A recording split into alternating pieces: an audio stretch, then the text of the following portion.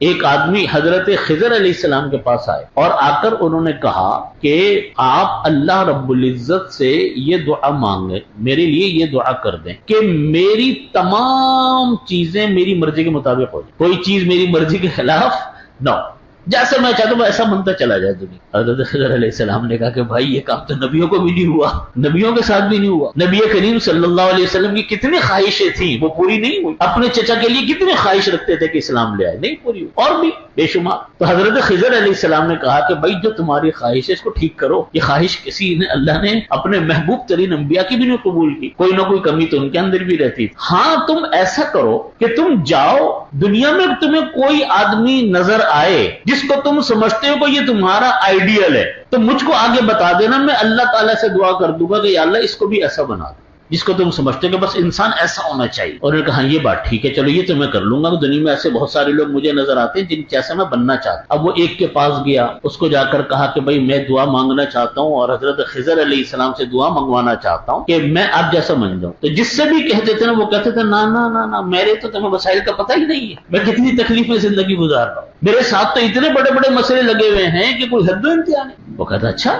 پھر دوسرے کے پاس جاتا،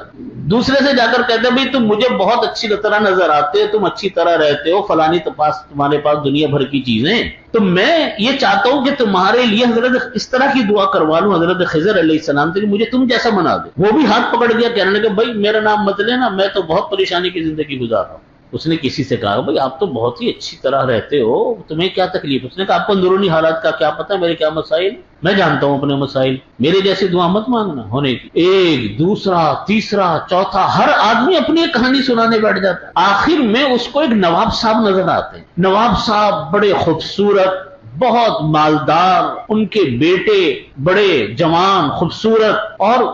دنیا بھر کی ریل پیل ان کے پاس نظر آتی۔ انہوں نے کہا کہ نواب صاحب ایک ایسے آدمی مجھے نظر آتے ہیں کہ ان کے اندر کوئی کمی نہیں، ان کی جو تصویر اللہ نے بنائی ہے نا یہ کامل بنائی ہے، اس میں کوئی کمی نہیں آ رہی۔ تو انہوں نے کہا کہ بس میں اب جا کر حضرت خضر علیہ السلام سے کہتا ہوں کہ مجھے اس جیسے نواب صاحب جیسا بنا۔ پھر جب جانے لگے تو دل میں خیال آیا کہ میں نواب صاحب سے بھی تو پوچھ لوں کہ بھئی تم بھی اپنی زندگی میں مطمئن ہونا، میں تمہارے جیسے بندے کی دعا منگوانے جا رہا ہوں حضرت خضر علیہ السلام۔ تو نواب صاحب کے پاس پہنچے، نواب صاحب سے کہا کہ نواب صاحب میں تو آپ کی طرح بننا چاہتا ہوں، اور میں حضرت خضر علیہ السلام سے میری بات طے ہو گئی ہے کہ وہ دعا مانگیں گے، تو بس میں آپ کا نام لینا چاہ رہا ہوں۔ نواب صاحب نے ہاتھ جوڑ دیے ان کے آگے، کہہ رہے خدا کے واسطے میرے جیسے بننے کی دعا مت مانگنا، تمہیں جو یہ میرے بیٹے نظر آ رہے ہیں، نوکر چاکر نظر آ رہے ہیں، دولت نظر آ رہی ہے، حسن و جمال نظر آ رہا ہے، تمہیں تو میرے گھر کی مسائل کا پتہ ہی نہیں ہے۔ وہ کہنے لگا آدمی نواب صاحب آپ کے گھر میں کیا مسئلہ ہے؟ کہیں گے دیکھو میں اندر کی بات ہے، چونکہ تم ایک غلط راستے پر چل رہے ہو تو میں تمہیں بتاتا ہوں، دیکھنے میں تو میرے پاس سب کچھ بہت اچھا،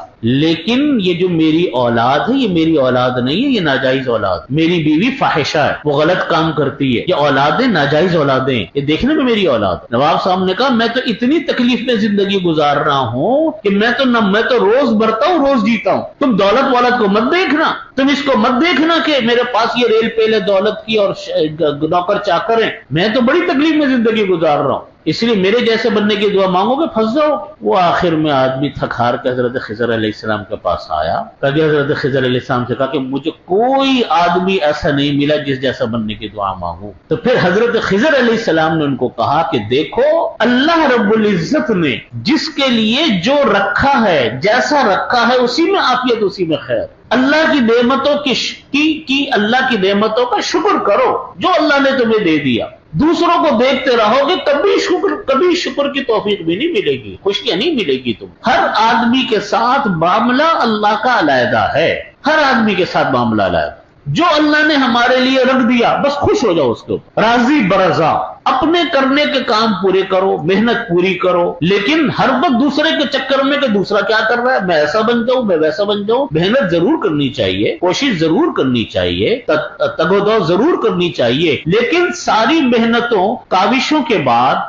پھر جو کچھ اللہ کی طرف سے مل جائے اس پر خوش ہو جاؤ، اللہ کا شکر ادا کرو، جو مل گیا شکر ادا کرو، جو نہیں ملا وہ اللہ سے مانگتے ہیں، بس اتنا کام کرو۔ اس لیے بھائیو اللہ تعالیٰ نے ہماری جو دنیا بنائی نا، جس میں ہمیں اور آپ کو رکھا، اور کروڑوں اربوں انسانوں اس میں ہیں اور اس میں رہتے ہیں، آئے اور چلے گئے، ہر ایک کا ایک اللہ نے ایک الگ ترتیب اس کی بنائی ہوئی۔ کسی کو آپ یہ نہیں کہہ سکتے کہ 100% خوش انسان، کسی کو نہیں کہہ سکتے۔